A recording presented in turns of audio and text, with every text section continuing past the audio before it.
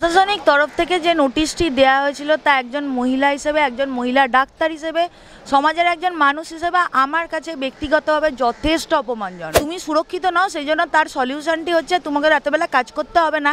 এই জিনিসটি আমার পক্ষে অত্যন্ত অপমানজনক। নিরাপত্তার প্রশ্নটি শুধুমাত্র কিছু কত কোটি টাকা দেওয়া হলো এবং সেই টাকা দিয়ে ঠিক কটা অনকল রুম, কটা রেস্টরুম করা হলো তার সঙ্গে জড়িত নয়। এত লম্বা লম্বা হাসপাতাল হচ্ছে, যখন নাম ভরা গাল ভরা নাম দেওয়া হচ্ছে, সেই জায়গায় দূর দূরান্ত থেকে রোগীদেরকে ছুটে আসতে হবে কলকাতায় একটা সামান্য চিকিৎসার কারণে।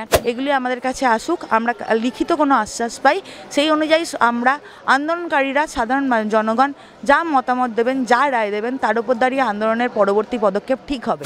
দিদি, আজ সুপ্রিম কোর্টে শুনানি চলছিল, আমরা দেখেছি সেখানে রাজ্যের আইনজীবীর তরফ থেকে বলা হয়েছে যে আমরা দেখেছিলাম যে রাজ্যের তরফ থেকে নির্দেশিকা দেওয়া হয়েছিল, যেখানে বলা হয়েছিল মহিলাদের নিরাপত্তা দিতে তারা ব্যর্থ।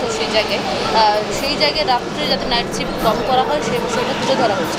সুপ্রিম কোর্টের প্রধান বিচারপতি সেই বিষয়টিকে নজরে রেখেছেন এবং সেখানে বলেছেন যেখানে সরকার পরিষেবা দিতে ব্যর্থ তাহলে সেই বিষয়টা সরকারের দেখা উচিত। এবং পরবর্তী ক্ষেত্রে দেখা গেল যে ওই যে পার্টটা ছিল সেই পার্টটুকু সংশোধন করা হয়েছে এবং নারীদের নিরাপত্তা, মানে যারা মহিলারা রয়েছে কর্মরত রাত্রিবেলা বিশেষ করে, তাদের নিরাপত্তার বিষয়টা সুনিশ্চিত করা হয়েছে। কীভাবে দেখছো সুনিশ্চিত করা?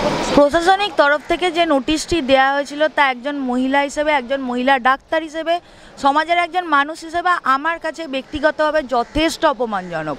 আমি রাতের বেলা কাজ করতে চাই না, রাতের বেলা আমাকে ঘরের মধ্যে বন্দি করে দেওয়া হোক, আমার ওপর ফতোয়া জারি করা হোক যে রাতের বেলা তুমি কাজ করতে বেরোতে পারবে না, কারণ তুমি সুরক্ষিত নও। মানে তুমি সুরক্ষিত নও, সেই জন্য তার সলিউশনটি হচ্ছে তোমাকে রাতেবেলা কাজ করতে হবে না।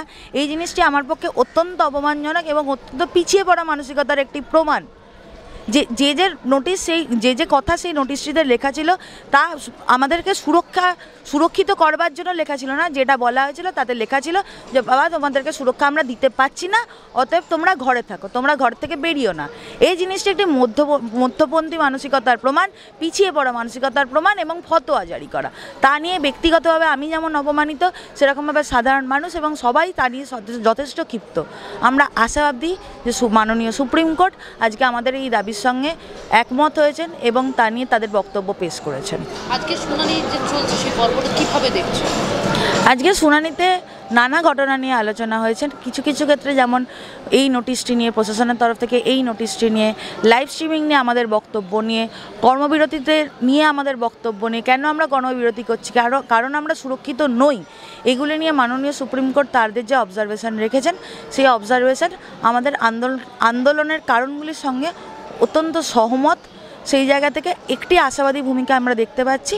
এরপরেও আমাদেরকে এখন অবধি জিনিসটি মৌখিক আছে, আমরা অপেক্ষা করছি লিখিত অর্ডারের জন্য। লিখিত অর্ডার বেরোলে আমরা নিজেদের মধ্যে আলোচনা করে আমাদের পরবর্তী পদক্ষেপ এবং সম্পূর্ণ ভূমিকা বলব। আচ্ছা, গতকাল মুখ্যমন্ত্রী বলেছিলেন 100 কোটি বরাদ্দ করা হচ্ছে স্বাস্থ্যের যে পরিকাঠামোগত উন্নতি করার জন্য, যেগুলি তোমাদের প্রথম থেকেই দাবি ছিল সেগুলি, এবং পাশাপাশি আজকেও বলা হলো সুপ্রিম কোর্টে রাজ্যের আইনজীবীর তরফ থেকে যে সেগুলি সুনিশ্চিত করা হচ্ছে। কী মনে হচ্ছে নিরাপত্তা পাওয়া যাবে? নিরাপত্তার প্রশ্নটি শুধুমাত্র কিছু কত কোটি টাকা দেওয়া হলো এবং সেই টাকা দিয়ে ঠিক কটা অনকল রুম, কটা রেস্টরুম করা হলো তার সঙ্গে জড়িত নয়। হ্যাঁ, এগুলো জরুরি, এগুলো অবশ্যই জরুরি পদক্ষেপ। যেরকমভাবে অনকল রুম দরকার, যেরকমভাবে রেস্টরুম দরকার, সেরকমভাবে মেয়ে ছেলেদের আলাদা বাথরুম দরকার, সেই একই রকমভাবে দরকার রোগী পরিষেবাকে সঠিক করা, রোগী পরিষেবার পরিকাঠামোকে সঠিক করা। একটি হাসপাতাল, একটি স্বাস্থ্য পরিষেবা, তার সঙ্গে যুক্ত শুধুমাত্র ডাক্তাররা থাকেন না, শুধুমাত্র নার্সরা থাকেন না, থাকেন ঠিকাকর্মীরা, থাকেন পুলিশ কর্মীরা। এদের আপামর সুরক্ষিত করতে গেলে, এদের প্রত্যেকে সুরক্ষা করতে গেলে রোগী পরিষেবা, রোগী পরিকাঠামোকে সুরক্ষিত না করে, তার উন্নতি না করে, তার আপামর সংস্কার না করে এই জিনিস সম্ভব নয়। দরকার প্রপার রেফারেল সিস্টেমের, দরকার রোগী পরিষেবাকে আরও উন্নত করার। কেন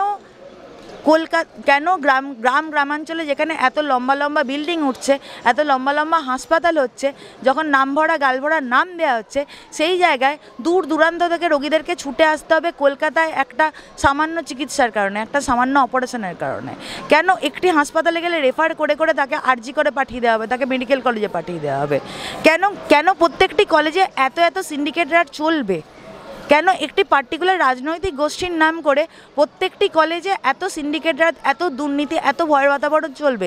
তার সমাধানের সঙ্গে যুক্ত গণতান্ত্রিক নির্বাচন, গণতান্ত্রিক ছাত্রছাত্রী সংসদ নির্বাচন বাদ দিয়ে, গণতান্ত্রিক RDA নির্বাচন বাদ দিয়ে, যে কোনো ডিসিশন মেকিং বডির গণতান্ত্রিক নির্বাচন বাদ দিয়ে এই পরিকাঠামোর বদল সম্ভব নয়।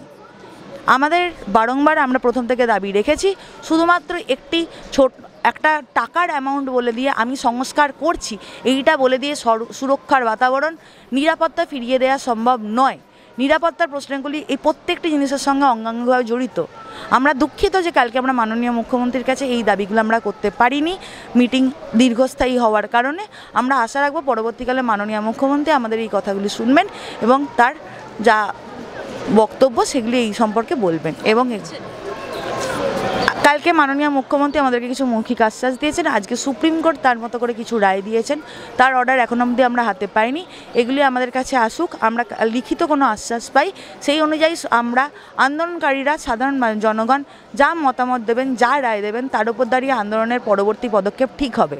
কিন্তু অভয়ার ন্যায় বিচার পাওয়া না অবধি, আমাদের দাবিগুলো মেনে নেওয়া না অবধি, এই সমাজ সুরক্ষিত হওয়া না অবধি যে আন্দোলনের বাতাবরণ গত 38 দিন ধরে ছিল তা থাকছে এবং থাকবে।